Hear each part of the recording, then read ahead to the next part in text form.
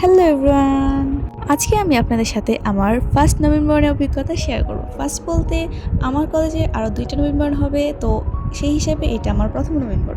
আর মজার ব্যাপার হচ্ছে কোন সংস্থা থেকে নভেম্বরটা হবে তা আমি শুরুতে জানতামই না। আমার কথা হচ্ছে নভেম্বর হবে, আমি যাব, তারপর দেখে নেব কোন সংস্থা থেকে হচ্ছে। ওইখানে যাওয়ার পর আমি বুঝতে পারি এটা ইসলামী ছাত্র সংস্থা থেকে হচ্ছে, এ কারণে শুধু মেয়েদেরকে বলা হয়েছে। নবীনবরণে যাব আর আমি কোনো ক্লিপ নেবো না তা কখনো হয়, কিন্তু এখানে একটা রেস্ট্রিকশন ছিল, কারো ফেসে ক্লিপ নেওয়া যাবে না, কারো পর্দা লঙ্ঘন করা যাবে না। সো আমি খুব সাবধানে ক্লিপগুলো নিয়েছি। আপুরা কিছু অনুভূতি লিখতে বলো অনুভূতি কর্নারে, তো আমি আর আমার ফ্রেন্ডরা মিলে আমাদের নিজেদের অনুভূতিগুলো লিখে তারপর এখানে টাঙিয়ে দিয়ে আসি।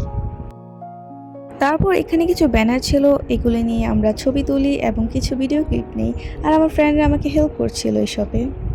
এখন এই আইডি কার্ডের কথায় আসি, এইটা অ্যাকচুয়ালি আমাকে ভুল করে দেওয়া হয়েছে। স্টুডেন্টদের জন্য আলাদা আইডি কার্ড আছে, কিন্তু হয়তো তারা ভুলে আমাকে এটা দিয়েছে। আর এটার জন্য অনেকে ভাবছে আমি হয়তো এখানে যুক্ত আছি, কিন্তু আসলে এমন কিছুই না।